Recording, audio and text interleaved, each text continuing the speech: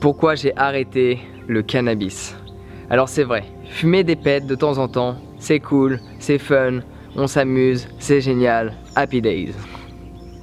Mais au final derrière, il y a plein d'effets néfastes à qui l'on est. Il y a plein d'effets néfastes sur notre santé physique et mentale surtout. Donc c'est vrai qu'on a tous une réaction différente au cannabis, en fonction que cela soit l'indica, sativa, culture extérieure, intérieure, chimique, organique. On va tous réagir différemment. Mais on a tous un point commun également. Quand on fume du cannabis, ça nous empêche d'être pleinement heureux. Et je pèse pas mes mots. Fumer du cannabis nous empêche d'expérimenter la vraie joie, le vrai bonheur. Et je sais de quoi je parle, parce que j'ai expérimenté cette illusion de joie que le cannabis procure et cette joie intérieure. Et je peux t'assurer que cela n'a rien à voir. Alors, si tu connais pas mon histoire par rapport au cannabis, t'es peut-être en train de te dire mais c'est qui ce mec qui fait une vidéo? Pourquoi j'ai arrêté de fumer du cannabis? Et en plus il est en train de me dire que ça m'empêche d'être heureux. Attends, on y arrive. Alors pour la petite histoire, j'avais une vraie relation avec le cannabis. J'ai fumé durant de longues années, tous les jours, de manière très intense. J'ai vendu du cannabis, beaucoup de cannabis. J'ai travaillé dans les fermes industrielles de cannabis en Californie, donc je sais de quoi je parle. Ok? J'ai une expérience, j'ai une vraie relation avec le cannabis et je peux t'assurer que la joie, tu ne la trouves pas là-bas. Alors c'est vrai qu'il y a beaucoup de fumeurs qui vont se sentir plutôt touchés par ce que je dis. Et ils vont même penser que cela n'est pas vrai parce qu'ils ont l'impression d'être heureux. Mais si tu étais pleinement heureux, fumerais-tu du cannabis? Telle est la question. Et ma réponse est non. Si tu fumes du cannabis ou tu prends, quelle que soit la drogue, tu n'es pas pleinement heureux parce que tu cherches à quitter cette réalité. Quand tu es pleinement heureux de ton expérience de vie à cet instant présent, tu ne cherches pas à quitter cette réalité et à partir ailleurs. Tu es pleinement présent à cet instant. Souviens-toi la dernière fois que tu faisais l'amour avec une personne que tu aimais vraiment. Est-ce que pendant cet acte, tu pensais « Ah tiens, je vais me fumer un joint. Ah tiens, je vais quitter cette réalité. Ah tiens, j'ai envie de faire autre chose. » Je pense pas. Il n'y avait aucune pensée qui interférait avec ce que tu vivais, avec ce que tu expérimentais. Donc le cannabis, c'est pas un problème. Pour une personne qui n'apprécie pas sa réalité, le cannabis, tout comme l'alcool ou toute forme de drogue dure, que j'ai expérimenté également, c'est notre solution pour s'évader de cette réalité que l'on n'apprécie pas pleinement. Mais quand tu as un problème, si à chaque fois tu te voiles la face ou tu vas ailleurs, tu ne veux pas y être confronté, comment veux-tu le régler? Quel que soit le problème dans ta vie, il faut y être confronté pour pouvoir le changer. Et quand on consomme du cannabis, ou quelle que soit la drogue, notre problème c'est notre réalité. Il y a quelque chose que l'on n'apprécie pas. Et on cherche à ne pas y être confronté. Mais cela n'est pas la solution. Donc pourquoi le cannabis ça t'empêche d'être pleinement heureux? C'est parce que tous ces problèmes qui tu penses te rendent malheureux, parce que cela est uniquement ta propre perception de la chose. Si tu étais confronté à tous ces problèmes, tu pourrais les changer et par la suite expérimenter le bonheur. Mais le vrai problème du cannabis selon moi, il n'est pas là. Il est au niveau de notre concentration. Parce que si à l'heure actuelle, je te demande de visualiser la dernière fois que tu as vécu un deuil, que tu as vécu une séparation, tu replonges pleinement dans cet instant qui était désagréable. Donc c'est pas cool à expérimenter, on est d'accord là-dessus. Donc tu as toutes ces images horribles qui te viennent en tête.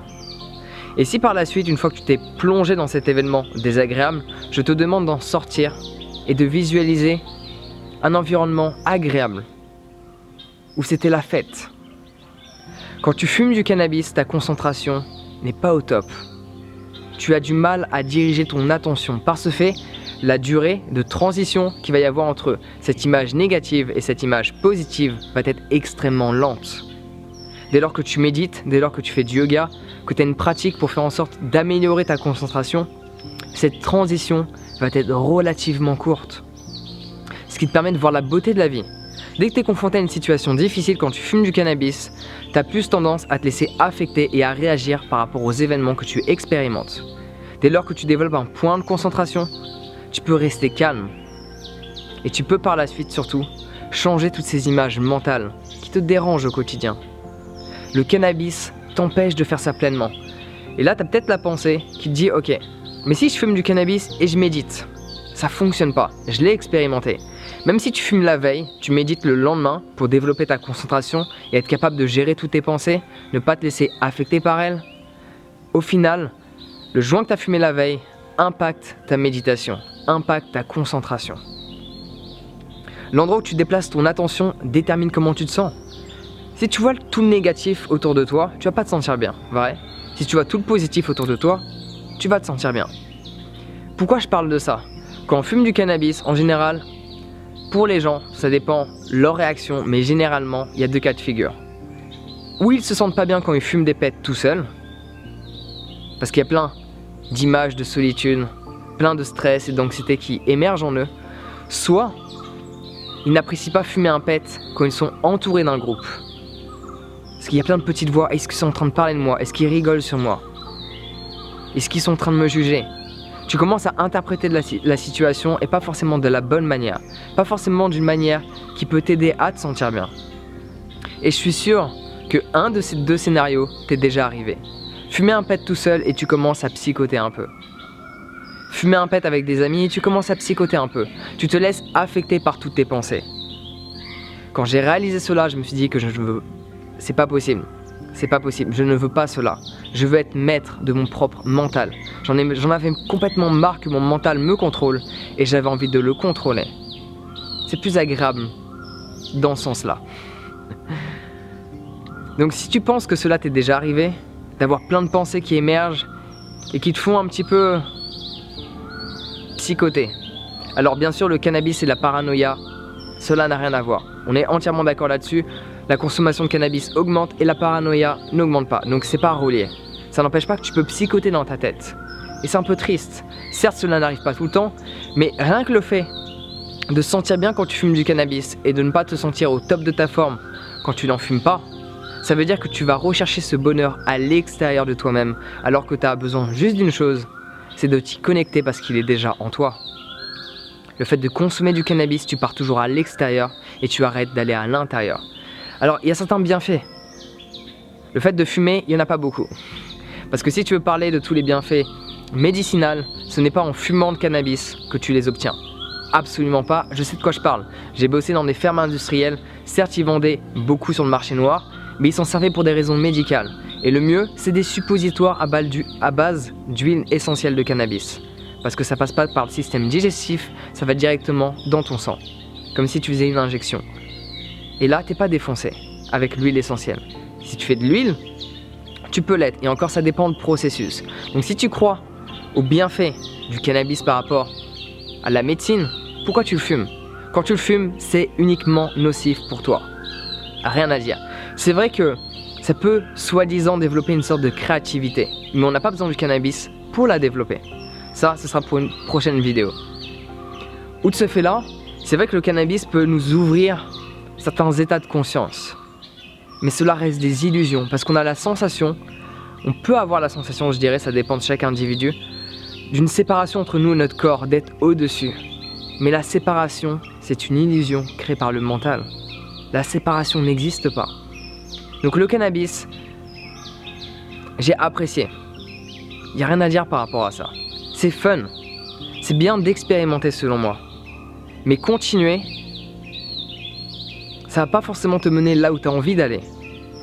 C'est une autre raison pour laquelle j'ai arrêté. Outre le fait que j'ai réalisé que ma concentration, j'arrivais mieux à la diriger quand je fumais pas et quand je pratiquais régulièrement de la méditation, chose qui paraît logique, ça se fait pas tout seul, ça se pratique, ça se travaille. C'est surtout le fait, juste pense combien de temps par jour tu passes à rouler des pets. J'avais une période où je roulais 10 pets par jour. Il te faut combien de temps pour rouler? Il te faut combien de temps pour fumer? Combien de temps t'es défoncé? Combien de temps tu fais rien dans ta journée parce que tu fumes?